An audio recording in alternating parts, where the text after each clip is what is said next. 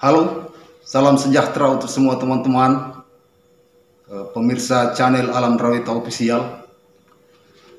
Pada kesempatan malam hari ini saya menyempatkan diri untuk membaca beberapa buku, ya, termasuk buku-buku sastra. Dan di sini saya menemukan buku Khalil Gibran, puisi-puisi Khalil Gibran, kumpulan puisinya, yaitu Semua Ingin Jatuh Cinta, dan yang buku kedua Impian Cinta, ya. Dari hasil bacaan saya malam ini, teman-teman, sebelumnya saya ingin menyampaikan bahwa Khalil Gibran ini adalah salah seorang penyair yang lahir di Besari, Lebanon pada tanggal 6 Januari tahun 1883, ya teman-teman. Dan ini dikenal sebagai penyair dunia yang sangat romantis sekali. Ada kutipan puisi beliau yang saya sempat simpan, saya save di memori ini, saya save di dalam hati, dan ini sangat faktual sekali. Yang mana itu, teman-teman? Jadi di sini ada kutipan puisinya. Dia mengatakan bahwa dalam buku kumpulan Impian Cinta Khalil Gibran, pada poin ke-73, ya, di buku ini, dia mengatakan, di sampul belakangnya ini tertulis seperti ini, teman-teman. Cinta laksana sumber air keabadian, senantiasa mengalirkan kesegaran pada jiwa-jiwa yang kehausan. Cinta laksana anggur lezat yang terasa sangat manis di bibir, yang sanggup memberikan kehangatan kepada tubuh, namun juga tak jarang menyematkan kemabukan. Bahaya, ya teman-teman. Nah, ini baru sampul bukunya ini, dan sudah menarik sekali. Ya, tapi ini tidak menjadi hal yang terlalu penting kita bahas di sini, tapi isinya ini. Ada kutipan puisinya pada buku kumpulannya, yaitu yang berjudul Impian Cinta, pada poin ke-73. Dia mengatakan seperti ini, teman-teman. Ini menarik ini. Hasrat untuk memahami perempuan akan terwujud dengan mencermati mulutnya manakala dia tersenyum. Namun hasrat untuk mengerti laki-laki ialah dengan mengamati putih bola matanya manakala ia tengah murka. Sekarang teman-teman,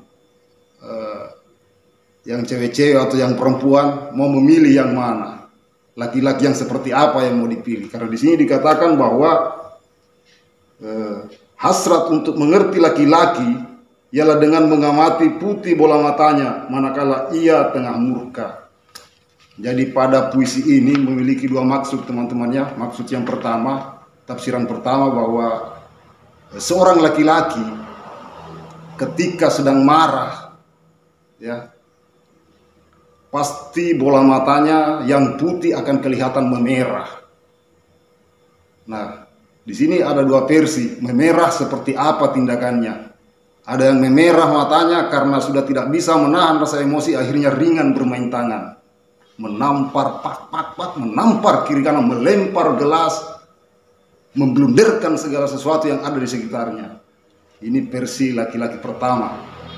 Versi kedua, kalau menurut puisi ini, ya teman-teman, ya, laki-laki yang memerah matanya, artinya amati putih bola matanya yang dikatakan Khalil Gibran ketika memerah. Yang dimaksud di sini adalah memerah karena menahan rasa amarah. Iya, memerah karena menahan rasa amarah, dan akhirnya kadangkala laki-laki itu menangis sebenarnya. Iya. Akhirnya dia memilih situasi, meninggalkan situasi yang sementara dalam emosi, merenung, mencari tempat yang sunyi, dan ketika emosinya telah reda baru ia kembali. Nah, sekarang bagi teman-teman perempuan ini, mau memilih versi laki-laki yang mana? Apakah bola matanya yang putih diamati karena merah tetapi karena tidak sanggup meredam emosi, ataukah memilih laki-laki yang bola matanya yang putih itu memerah tetapi karena mampu meredam emosi. Mau pilih yang mana teman-teman? Anda yang perempuan silahkan menentukan. Nah, kemudian versi yang berikutnya bicara tentang perempuan. Di sini dia mengatakan bahwa untuk mengerti hasrat seorang perempuan dalam buku ini, ya, coba amati ketika ia tersenyum. Nah, perempuan ketika tersenyum ada dua macam juga. Tersenyum munafik ataukah tersenyum memang tulus. Sekarang teman-teman yang putra ini yang laki-laki mau milih yang mana, ya? Apakah yang memang ikhlas tersenyum karena bahagia bersama dengan Anda, ataukah tersenyum pura-pura bahagia bersama dengan Anda? Nah, ini yang dimaksud puisi ini, ya, yang dimaksud puisinya Khalil Gibran. Iya, jadi sangat menarik ini teman-teman. Kebetulan saya buka-buka buku dan saya temukan ini buku kumpulan puisinya, ya. Nah, kemudian di sini dia juga mengatakan di kumpulan puisi kedua bahwa cinta itu adalah lingkaran yang sakral. Awalnya adalah akhir dan akhirnya adalah awal.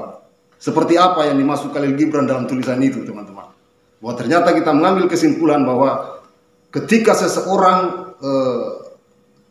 mengalami jatuh cinta, misalnya muncul benih-benih cinta di hatinya, maka itu adalah awal. Ya, awalnya itu di situ. Dan ketika berjalan seiring waktu kemudian menemukan sebuah hambatan, akhirnya terputus, maka itulah akhirnya. Tetapi dari akhir itu akan berlanjut kembali, karena tidak mungkin seseorang akan tetap dalam situasi yang tidak merasa bahagia.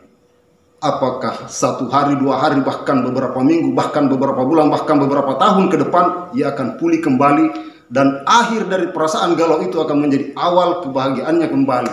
Itulah cinta, teman-teman. Kalau menurut Khalil Gibran, ya, ini bukan menurut saya, tapi ini menurut kutipan dari buku ini. Iya. Jadi sekarang teman-teman memilih saja apa yang saya utarakan tadi ini. Persoalan yang seperti apa perempuan yang Anda ingin pilih, dan persoalan seperti apa laki-laki yang Anda ingin pilih, dan bagaimana persoalan Anda menyikapi tentang kesimpulan cinta yang disampaikan oleh Khalil Gibran. Saya hanya menyampaikan, ini bukan kompilasi saya, tapi hanya hasil dari bacaan buku Khalil Gibran. Oke, terima kasih.